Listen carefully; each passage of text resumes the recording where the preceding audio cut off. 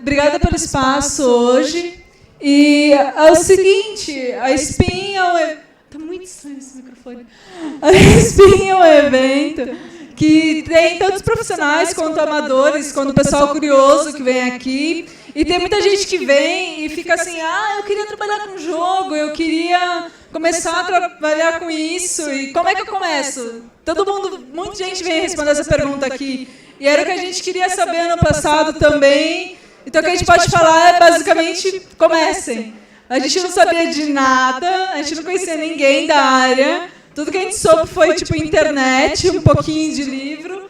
Então, essa demo não é um jogo mega polido e bonito, um exemplo de como deveria ser, mas um exemplo de como vocês podem começar. Porque foi isso que a gente conseguiu fazer em um ano, e a gente evoluiu muito nesse ano, e não é o trabalho que a gente gostaria que tivesse ficado.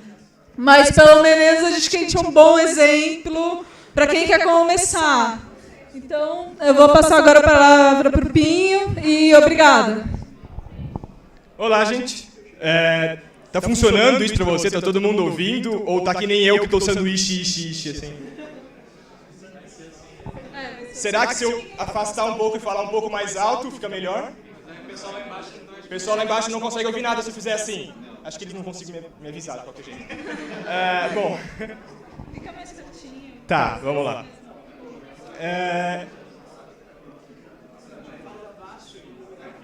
Mas vai ser pior ainda, eu acho. Aí quem tá aqui não consegue entender se eu falar nesse tom de voz assim. Dá? Bom, nós somos, teoricamente, a gente inicialmente era uma equipe da Faculdade de Audiovisual do Senac. Era o nosso TCC, eu e o Lois aqui. O resto é só agregado que a gente acabou juntando para ajudar a fazer o jogo. Numa faculdade de audiovisual, normalmente o seu trabalho final é um curta-metragem, ou um roteiro, ou uma monografia, alguma coisa assim, mais a ver com cinema. No nosso caso, nós somos o primeiro grupo a fazer um jogo, ou uma demo, no caso, como um TCC de audiovisual. A gente fez uma demo que é só a primeira fase do jogo, mas tem um roteiro que foi desenvolvido do jogo inteiro. A gente esperava fazer muito mais do que fez, mas, bom, a gente vai mostrar o que a gente fez.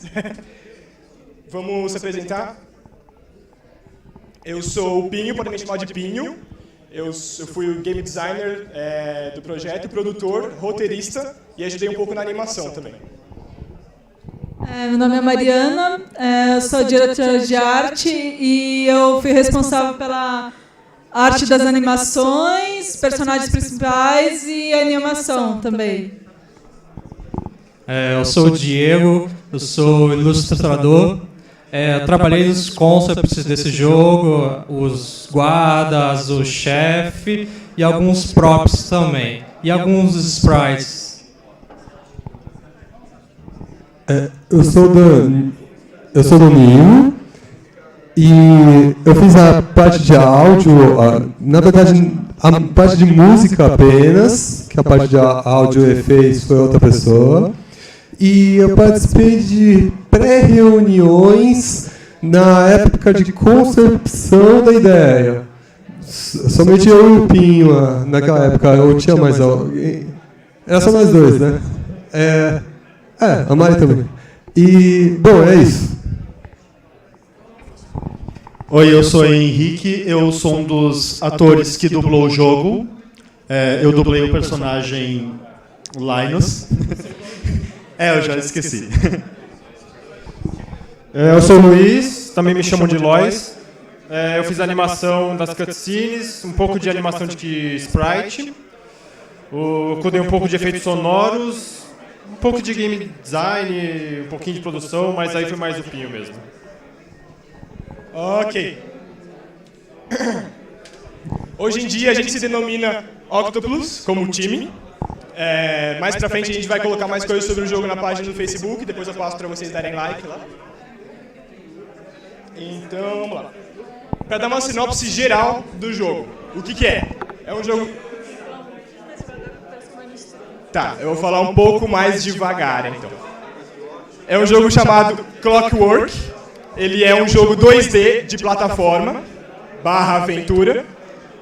Se passa num universo inspirado no steampunk. se passa, vai, na época vitoriana, Londres e tal. Tem duas personagens principais que você pode escolher quem jogar a cada fase, dependendo do seu estilo de jogo, que é um dos focos do jogo. E o outro foco que a gente escolheu, que meio que foi obrigado a escolher, é um foco bastante grande na narrativa e na história, que é passado através de cutscenes entre cada uma das fases. Os softwares que a gente usou para fazer, Game Maker foi a engine que a gente usou para programação, mais sobre isso mais para frente. E arte foi o quê? Photoshop, principalmente, para edição de som Pro Tools e para animação After Effects. Basicamente só esses softwares que a gente acabou usando. Você usou algum para música? No caso, usei Sibelius e os softwares que eu mesmo fiz. Ok. Até o próximo. Só ilustrando o jogo estilo plataforma, né, 2D, isso aqui é um mockup que a gente acabou nem usando, mas enfim. Para vocês sentirem mais ou menos qual que é o esquema do jogo antes que eu mostre a gameplay, para a gente poder falar algumas coisas antes. As personagens principais. Esse é o personagem principal do jogo, ele se chama Dr. K. Lockhart. Ele é um cientista maluco e ele tem uns implantes mecânicos que fazem o gameplay dele ser um pouquinho diferente da outra personagem, que é o assistente dele, Lionel Linus, que acabou ficando assim meio felino, numa experiência que ele teve com o patrão dele, doutor, uma experiência que acabou dando meio errada, eles não comentam muito sobre o assunto. É um assunto meio assim, difícil para eles.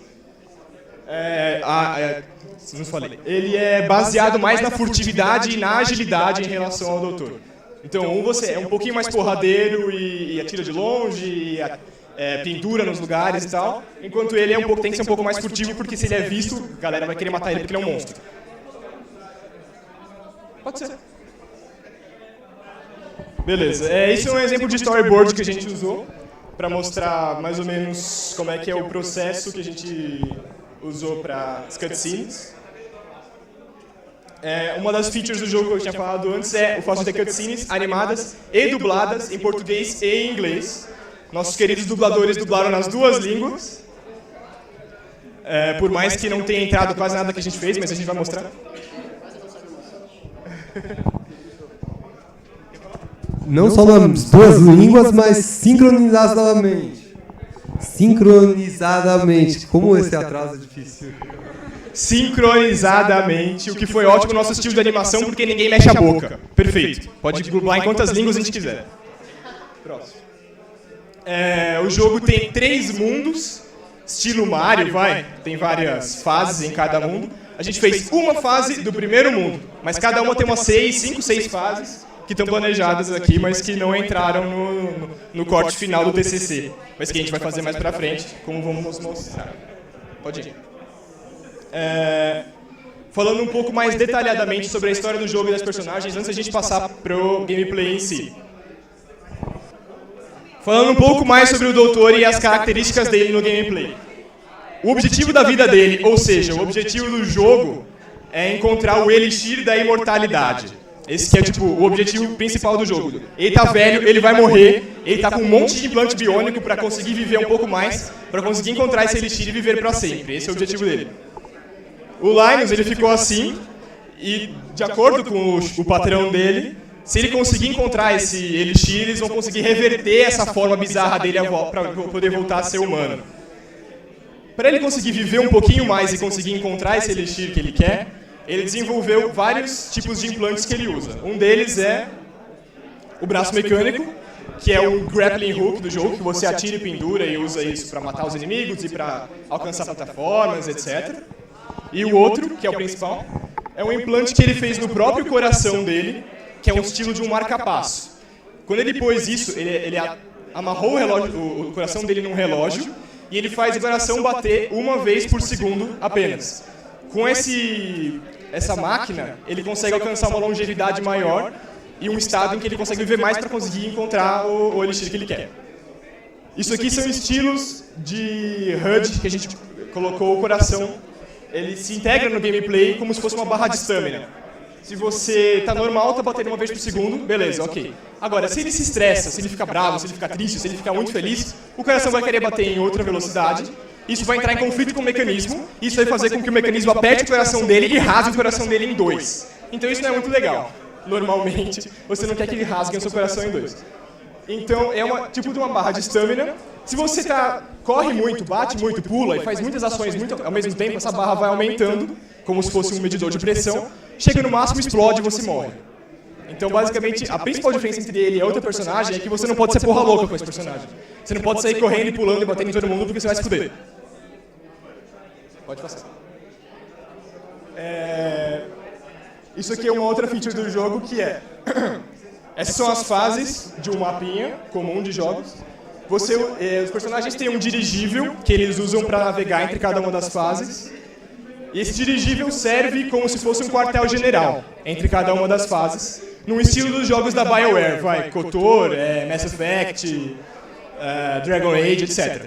Ou seja, você tem uma missão, você volta para o seu quartel-general, que pode ser a sua nave, ou seu acampamento, whatever. E aí nesse acampamento você pode conversar com os NPCs, ver de novo qualquer cena que você quiser ver, jogar de novo qualquer fase que você quiser jogar, conversar, etc., salvar o jogo, aplicar upgrades nas personagens, etc., que é um momento morto assim, e depois você volta para a fase. Então fase, quartel-general, fase, quartel-general, e esse quartel-general se dá como esse dirigível. Esse aqui é o robozinho que dirige o dirigível. Também dublamos várias cenas com ele, é um NPC importante e tal, e não entrou porra nenhuma no demo final, mas enfim, passa. Outras personagens secundárias, NPCs. Essa aqui é um robô contratado pelo governo britânico para ficar de olho nas personagens principais. Sendo alguém que está de olho sempre, tipo Big Brother, em cima dos personagens, ela serve como o checkpoint do jogo. Toda vez que você está numa fase, você passa por ela, quando você morrer, você volta para ela. Checkpoint perfeito, normalmente igual a qualquer jogo de plataforma. Só que isso está integrado na narrativa no fato de que, toda vez que você passa no checkpoint, você lembra, puta que pariu, o governo está de olho em mim. E isso vai ter alguma coisa a ver com a história mais pra frente. A gente integrou isso. Esse aqui é o vilão da história, não posso falar muito sobre ele porque é spoiler. Agora falando um pouco sobre o processo de arte. Tá bom. Assim pode, tá bom? Então, assim, o processo inicial geralmente partia do conceito, seja do personagem, seja do local. E depois que a gente decidia mais ou menos o que a gente queria, aí eu realmente fazia pesquisas, seja filme, seja HQ, outros jogos, sobre elementos que me... Tá, tudo bem. Termina. Não, você que sabe. Vamos passar o jogo de uma vez, porque fica mais fácil entender todo o resto.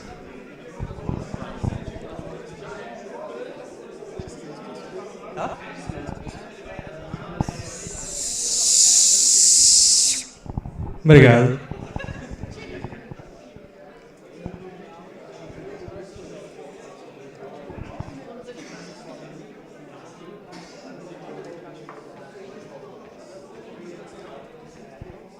Caraca.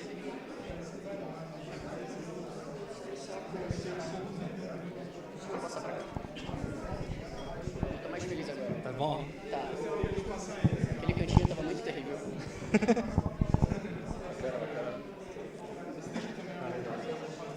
Mostrar o jogo agora. Você tá conseguindo ver? Nossa, mas depois eu queria ver o inteiro. Isso aqui é o trabalho de TCC de vocês, não?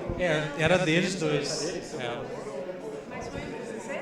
Foi o TCC. Depois que se juntaram pra dar Não, TCC... Não, TCC é isso aí. O resultado foi esse. Os dois eram do Senac, o resto não. Ah, sim, a gente deu ajuda a eles. Deu a Mari. O Danilo também. Eles queriam construir. Ah, sim.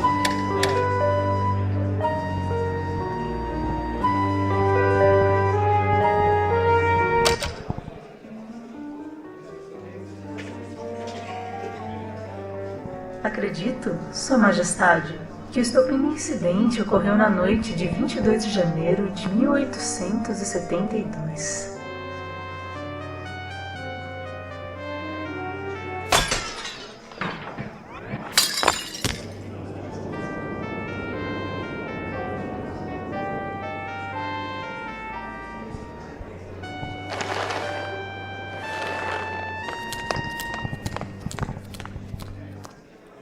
Ok, cutscenezinha só para iniciar. Aqui você escolhe a sua personagem. Eu vou jogar primeiro com o Doc e depois com o Linus, para vocês verem as diferenças entre cada um. Segura pra mim, microfone.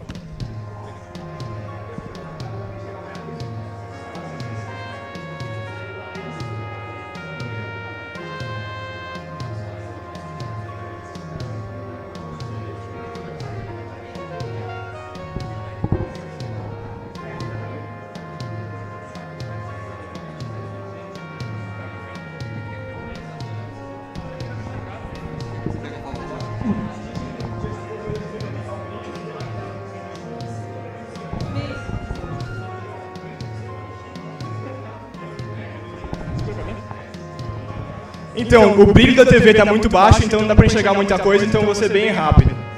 Bom, vocês conseguem enxergar personagem. Esse aqui é a barra de estamina, que é o coração dele, conforme eu falei agora há pouco. Eu vou dar uma corrida para vocês verem como é que fica aumentando lá. Vai chegar uma hora que ela vai apitar e ele morre. Ok.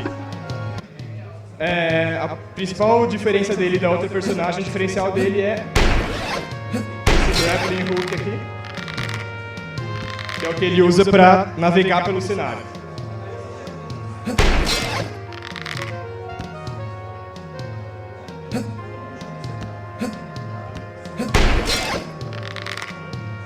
Ok, tem os inimigos. Eles só te enxergam nessa área aqui de luz, que é a lanterna deles.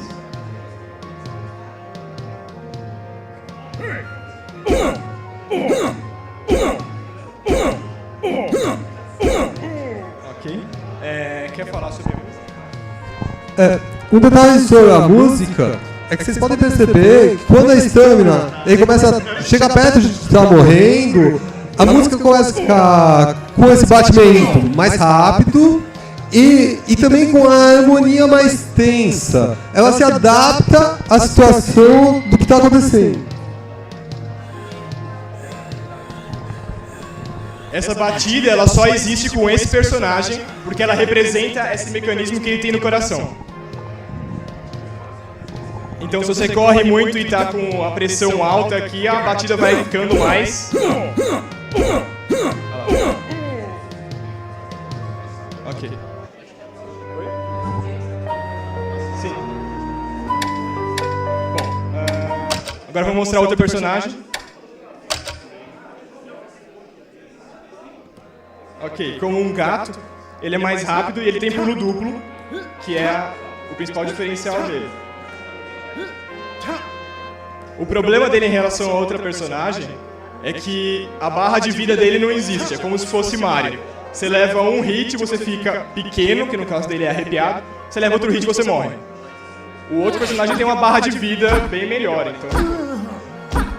Essa fragilidade desse personagem acaba te obrigando a ser mais furtivo. Como funciona essa furtividade? Em casos como esse aqui.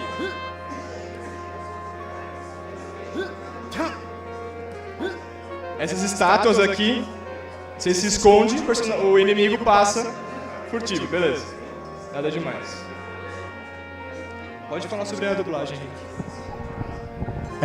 Eu dublei essa personagem e, assim, o processo de dublagem para voz original de um jogo ou de uma animação é um pouco diferente de você dublar algo que já existe. No caso do jogo, a gente recebe o roteiro dos roteiristas do jogo, vê os storyboards e vai para o estúdio gravar sem nenhuma referência além dos storyboards.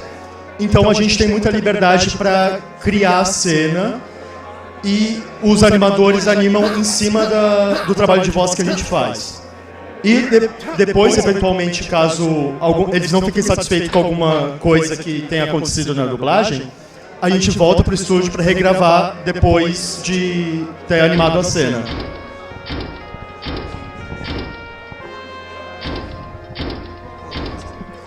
A música é a mesma, a menos da batida cardíaca, que faz parte da música do Doc, mas foi substituída por uma percussão bem baixinha na música do Linus.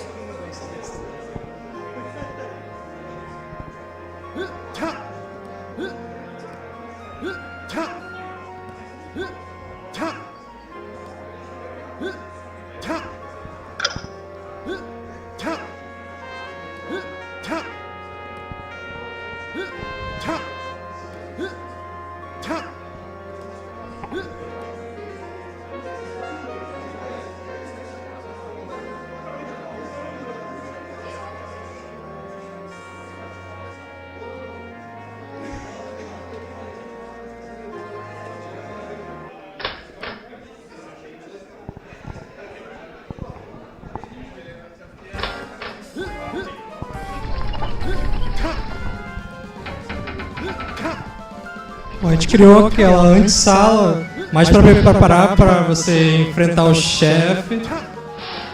E aquelas referências que eu coloquei era para esse personagem.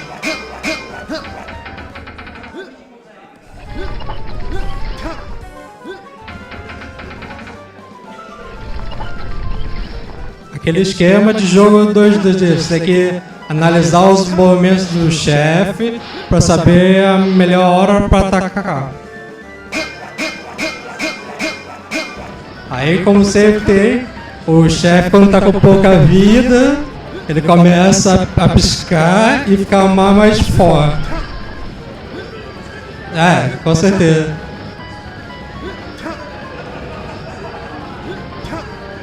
A música, para criar um ambiente de tensão, ela tem modo contínuo, harmonicamente. Além de estar em 7/16, ou em outras palavras, um ritmo quebrado para parecer acelerado o tempo todo.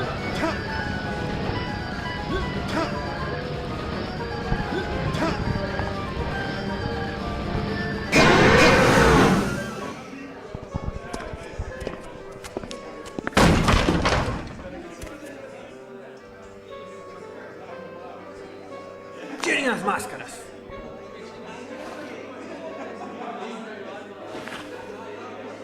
Minhas sinceras desculpas. Não precisa se preocupar. Aqui está o meu cartão. Eu disse, tirem as máscaras. Que porra é essa? Foi um acidente. Não foi culpa de ninguém. Um lamentável acidente, sem dúvida.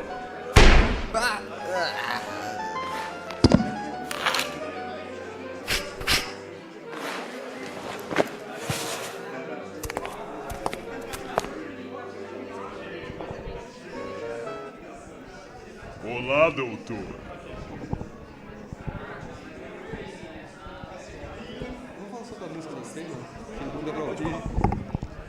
As cenas também tinham música.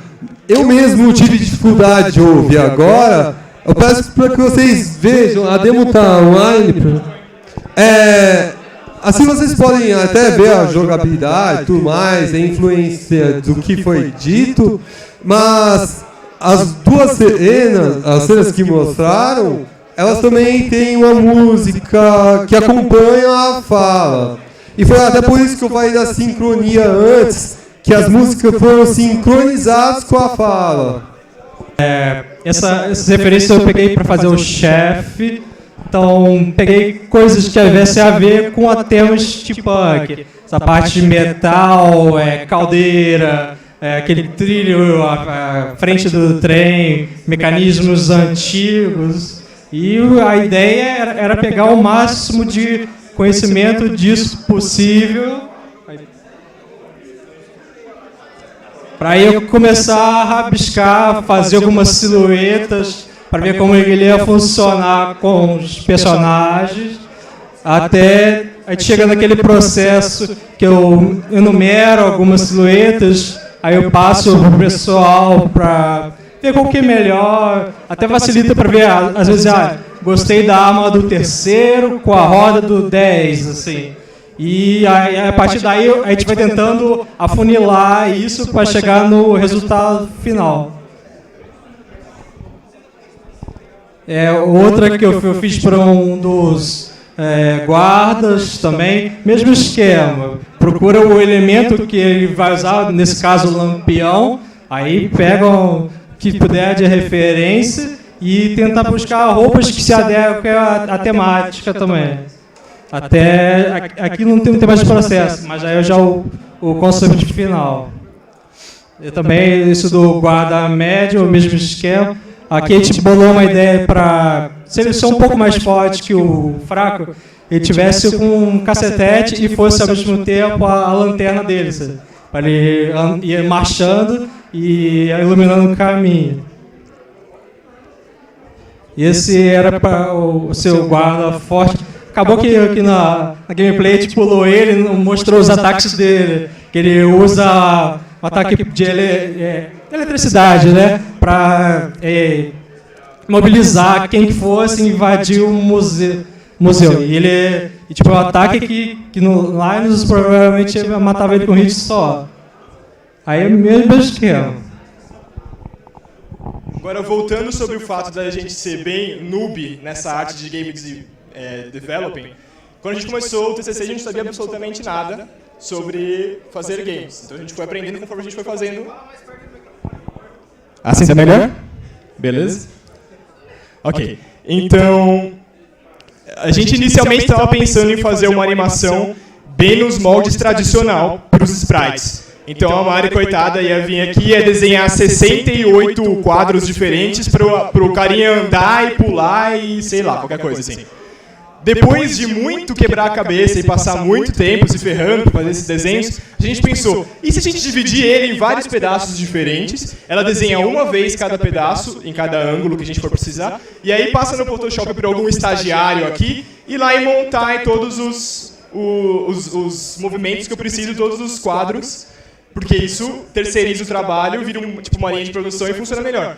Depois que a gente fez isso e deu super certo, que eu fui ver, nossa, as pessoas realmente fazem isso em empresas e isso funciona. A gente estava reinventando a roda em muitos casos. Isso é um caso interessante de, você não vê isso em muitos livros, você não aprende isso em muitos lugares. A gente foi quebrando a cabeça até realmente encontrar um método que funciona, e nesse caso funcionou. No caso, como são os dois personagens principais, foram os que a gente mais separou, assim, foi mais detalhado. Agora, os outros inimigos foi acho que nem tinha a dobra do joelho e o tórax também era reto. É que como esses personagens iam ter os movimentos mais detalhados, foi o que a gente separou mais. Tem muita coisa que a gente acabou não usando, assim, mas na dúvida foi. Era melhor isso do que faltar depois. Acho que dessa cacetada de pés aqui eu usei uns 3 ou 4. Pode passar. Ok, esse é o esquema que a gente fez para as cutscenes. Aqui a gente tem uma página do roteiro, uma página do storyboard que a gente desenvolvia toda numa reunião em casa. E aqui é o produto final de como foi animado. Se você quiser falar. Animação, assim, tinha, como a gente Pinho falou, só tinha a Mari e o Diego desenhando. E pra animação foi só a Mari, o Diego fez mais para as cutscenes foi só a Mari. Então não tinha como ela fazer um desenho para cada movimento e fazer uma coisa super complexa. Então a gente acabou optando pela aquela coisa mais de movimento com um fade. Tipo, ele vai virar a cabeça, é só um fade in, fade out para outra cabeça. E, então, para dar uma vida para uma animação, para dar uma complexidadezinha, eu acabei usando mais, sei lá, profundidade de cena, um blur, alguma coisa, como se fosse um desfoque. E acabou, facilitou a vida bastante. Sim, a gente usou a referência do Metal Gear. Qual que é aquele? O Graphic Novel, que eu esqueci o nome. Portable Ops Graphic Novel, que é o primeiro jogo.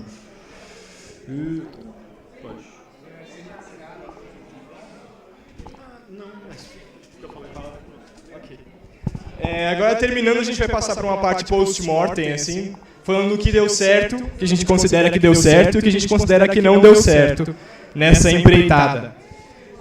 Falando do que deu certo antes, esse tipo de reunião ajudou bastante a gente, que foi assim, reuniões pesadas de 5, 6 horas de duração, muitas vezes mais de uma vez por semana. Para quem está na faculdade, isso não é uma coisa muito leve, né?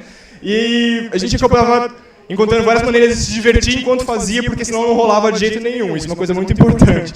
Então aqui mostra a gente fazendo os designs de fase. A gente colocava esses papéis, papel craft, fazia todos os rabiscos. Puta, acho que podia ter uma coisa aqui, pode ter uma outra coisa aqui. Esse entrosamento da equipe foi o que a gente acha que foi um dos pontos mais fortes para sair a demo. Culminou até em umas reuniões em que a gente acaba fazendo umas coisas das quais a gente não se orgulha tanto, igual a próxima imagem aí. Imagens de referência para fazer os sprites. A gente chegou em níveis um pouco, não muito, que a gente não se orgulha muito, vai, pode passar. E outra coisa que a gente considera que foi um ponto muito alto foi a arte em geral, principalmente na parte de concept e de animação. Porque tem uma cacetada de coisa que a gente ia produzindo dia a dia. Não passava um dia que não tinha mais coisa do dia anterior. Então a quantidade de coisas de arte que a gente teve foi um dos pontos altos, de acordo com o que a gente acha. Em relação à programação, que é uma das partes que foi bem ruim, conforme eu vou falar agora. Pode passar. Eu falei que a gente usou o Game Maker para programar. Ele foi muito útil para a gente aprender, porque a gente não sabia absolutamente nada sobre programação, assim como qualquer outra coisa sobre desenvolvimento de games. O cara que programou esse jogo aprendeu a programar para fazer esse TCC. Então, a gente não sabia nada. Sim, aluno de audiovisual também é alguém, cara que normalmente só sabe pegar na câmera e fazer ângulos e escrever um roteiro. Nunca de matemática, meu Deus, matemática. Bom, foi bem legal pra gente aprender o Game Maker, porque tem aquela interface bem amigável, drag and drop e tal. Logo a gente abandonou isso pra trabalhar com código mesmo, mas chegava uma hora que não dava mais pra usar esse Game Maker, porque ele tava empatando a nossa foda, basicamente. Chegou no final, que a gente queria exportar uma fase, ele tava pedindo 8 GB de RAM pra rodar, simplesmente. Ele não tinha, a gente não sabia fazer a otimização direito e ele não tinha oportunidades de a gente fazer a otimização direito.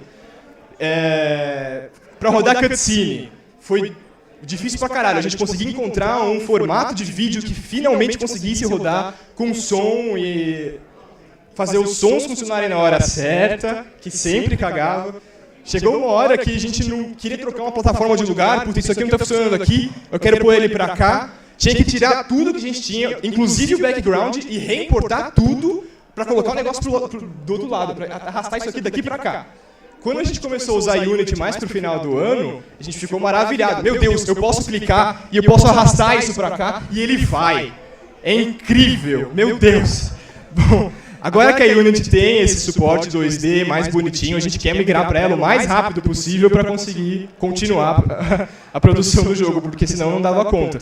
Resumindo, o Game Maker é ótimo para aprender, terrível para progredir, se for um jogo com a complexidade que tinha essa demo no caso de eventos acontecendo ao mesmo tempo, cutscene, dublagem, etc.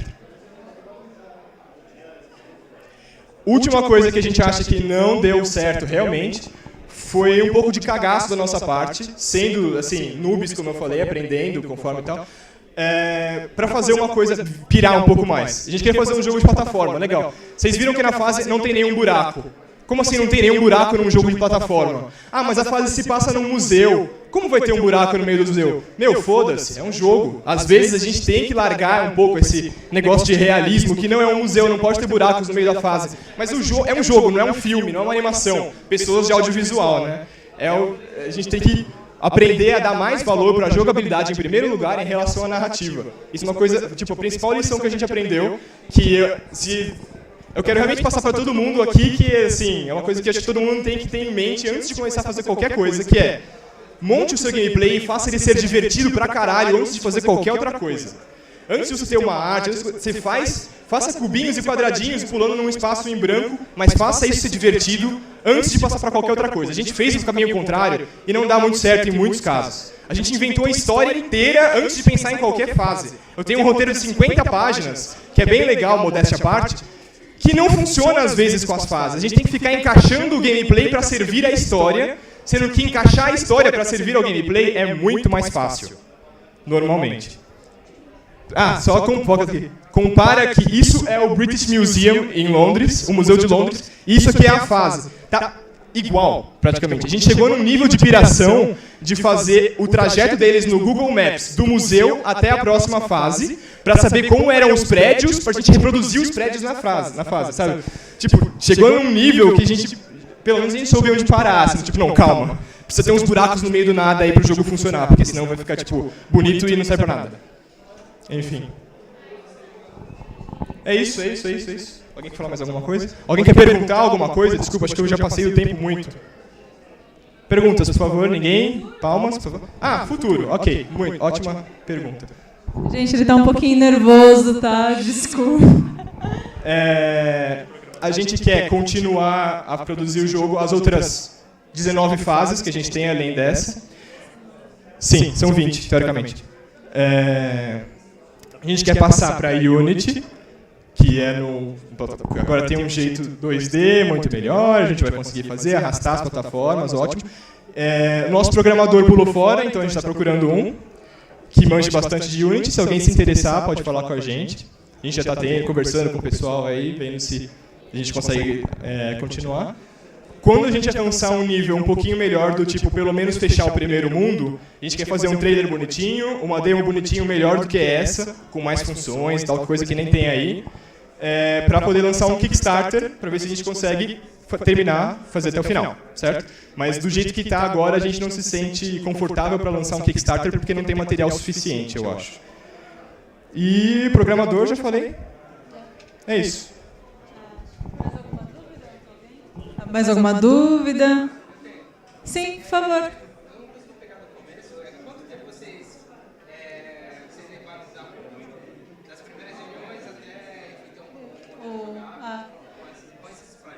Foi duração de 1 ano da faculdade, né? Dois semestres. Então é legal... Ah, tá bom. Ah, tá. Então é legal pensar que, assim, como não foi um projeto particular, a gente tinha prazos acadêmicos, então chegou uma hora que tinha que terminar, não interessa como que estava. Que, aliás, isso foi bom, porque a gente via que a gente estava muito no conceito, muito conceitual. Aí chegou uma hora que os professores falaram, então, né, tem que terminar, pelo menos uma fase. Se a gente poder falar que loucura que foi no começo, que a gente achava que ia fazer 6 fases. A gente terminou uma mais ou menos, assim, para mostrar como funciona.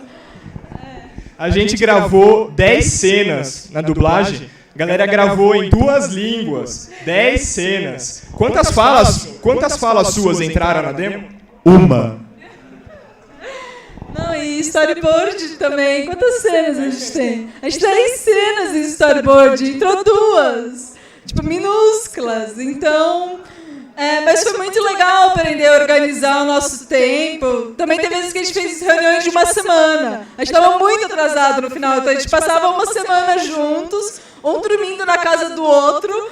Virou uma família, assim, a gente acordava junto, a gente comia junto, a gente trabalhava para conseguir terminar. E isso foi bom também. Ah, foi bom a SP Jam, né? Ah, você fala da SP Jam.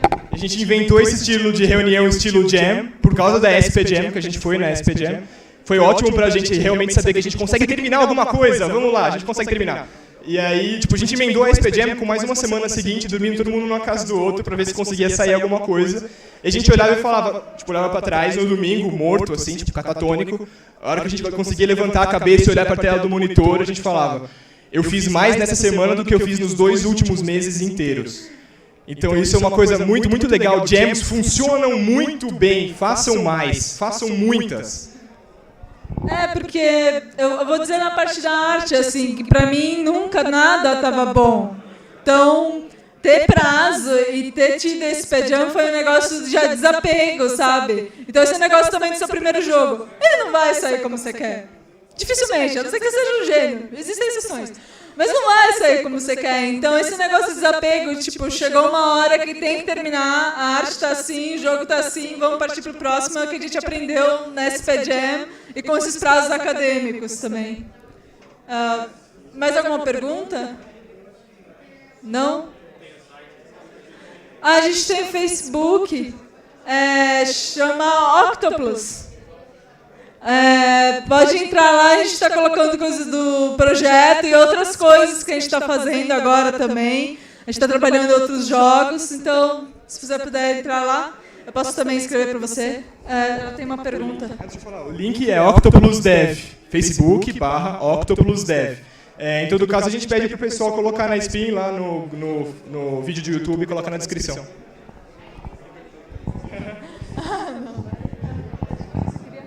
Só isso? Tá bom, então. Mais alguma pergunta? Ok, não? Gente, obrigada. Eu sei que tá difícil por causa do som e tal, mas obrigada por todo mundo pela atenção.